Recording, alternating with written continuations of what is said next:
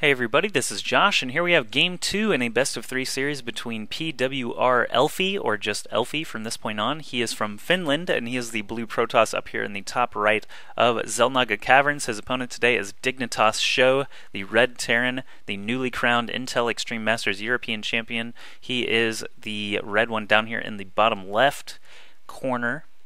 Game 1, we saw a little bit of aggression out of Elfi, saw an interesting 4-gate build with a Warp Prism tossed in. SjoW, on the other hand, just massed Marines and tanks and had way more units than Elfi did, so ended up taking that game pretty handily. Now in Game 2, we'll see what Elfi changes up.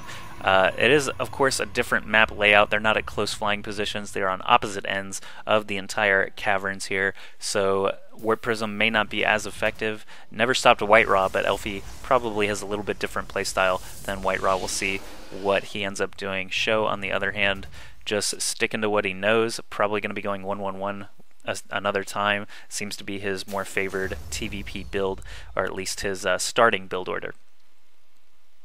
And this series, once again, is being played for the Team Liquid Open number 11 on the European server. It is also acting as the TSL qualifier number 4, so it's sort of like a satellite tournament.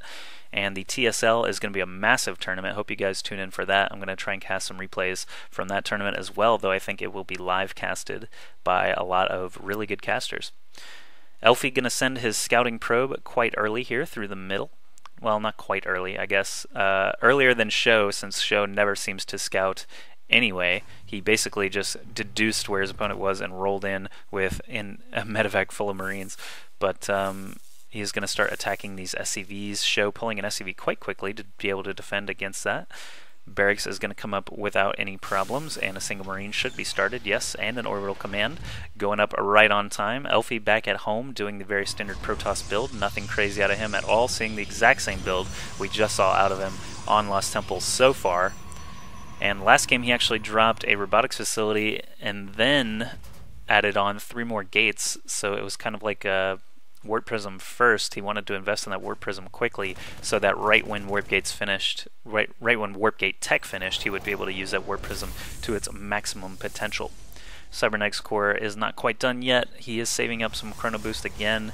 He's got obviously more than 25, which is all it takes to get a Chrono Boost out. He is getting a robotics facility first after that Cybernetics Core, so maybe he will do Warp Prisms again. I don't know. We'll have to see. SjoW has a couple of Marines out already. It doesn't look like Elfi's going to be able to get back in there anytime soon. A factory is coming up, so SjoW has the makings of a 1-1-1 build once again. Both players sticking to their preferred strategies in this matchup. Warp Gate Tech not being chrono boosted noticeably. He's back up over 50 energy, probably going to hit 75 before this robotics facility is done, so I'll be interested to see what he spends his chrono boost on. He is getting a single Stalker here, most likely to ward against any kind of early Hellion out of SjoW like we saw on Lost Temple, blocking his mineral line a little bit here, or at least blocking a Hellion's escape route if he did manage to get up into the mineral line. Robotics facility is now done. He has enough cash to get something started, and it looks like he will start with an observer, and he's going to chrono boost it out, so he really wants to get a look at what SjoW is doing. Starport now coming up, completing the 1-1-1. Basically, if you don't know what 1-1-1 is, it's 1 barracks, 1 factory, 1 starport. I don't mention it every game, so for the people who are a little bit lost on that, that's all it is. It's just 1 of each production building, and it actually allows the Terran a lot of versatility based on what he gets out of his scouting information. He is already attack queuing from 1 Xel'Naga Tower up into the natural of Elfi, but he will find this Nexus coming up. No workers there yet to torch with this Hellion, but at least he has that information that Elfi is expanding. He's also getting a second gateway, so this is a bit different than we saw in Lost Temple now. SjoW actually choosing it now to expand. He does not want to fall behind economically. He sees that his opponent is trying to make it into a macro game, so he's just going to wait here until he has 400 minerals, and most likely just going to drop that command center as soon as possible. Yes, there he does. So both players expanding now to their naturals. Observer for Elfi has shown up. He's going to see this 1-1-1 with 2 reactors and a tech lab. What's coming out of here? Just a single Banshee. No cloak being researched just yet though, so it looks like he just wants to send a straight up Banshee to try and get some probe kills while Elfi is unaware. This robotics facility hasn't really done anything recently, but there is a robotics bay coming up now, so Colossi along with 3 gateways looks like what Elfi is planning on. And that's, of course, a formidable mix if you can get the Colossi out fast enough, if your opponent is not ready for it. Single Banshee coming up this way. We'll see what he's able to achieve with this as his command center continues to be built at his natural. Looks like another barracks is coming up for SjoW, and a Raven is being produced, whereas Elfi is just getting his first Colossus out and adding on that third gateway that we already saw. So probes hanging out here. Already 2 Stalkers waiting for this Banshee to show up. Are they going to be able to ward it off before it can manage to snag a probe kill? He does get 1 kill before being forced away by these Stalkers. Don't know if he'll be back. We'll have to just keep an eye on the minimap. This single Hellion watching the Xel'Naga Tower also has a Marine holding the other Xel'Naga Tower, so SjoW actually has supreme map control right now, or at least map visibility. He does have a Raven out now as well, so he will be able to snipe any observers that fly too close to his army.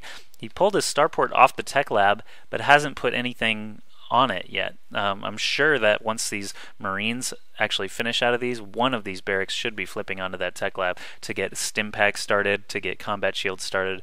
We'll have to see how long that takes. First Colossus is out, second Colossus being chrono boosted still. That's one benefit of saving up your chrono boost. You can save it for these hard-hitting units like the Colossi, while you just get Stalkers and Zealots out at normal speeds out of your gateways.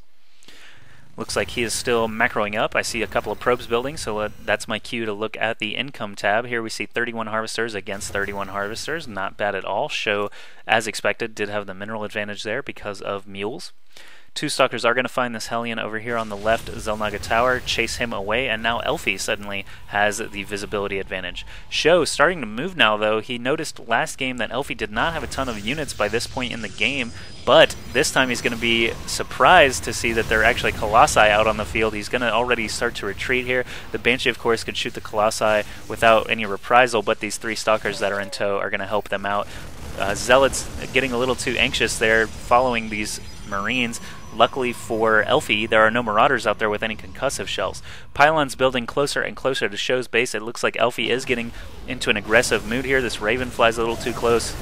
Has not used its energy for anything yet. These Colossi being protected by Guardian Shield. Great move by Elfi. A lot of SCVs being pulled off the line right now to try and kill off these Colossi. This one in the back here already up to 11 kills of Marines and SCVs. These Stalkers protecting the best they can. A point defense drone was dropped, blocking a few of those Stalker shots, but already drained of energy. Now Elfi just has to back up a little bit, warp in 3 more Stalkers, takes out another Banshee with no cloak.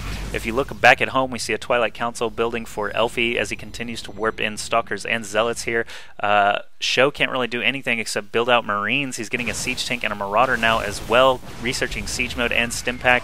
It's going to be so late, though, and I don't believe Elfi is building any more Colossi right now. No, he's just getting a Templar Archives, trying to keep the single Colossus alive as long as he can. He's up to 18 kills now. He is a Master Colossus.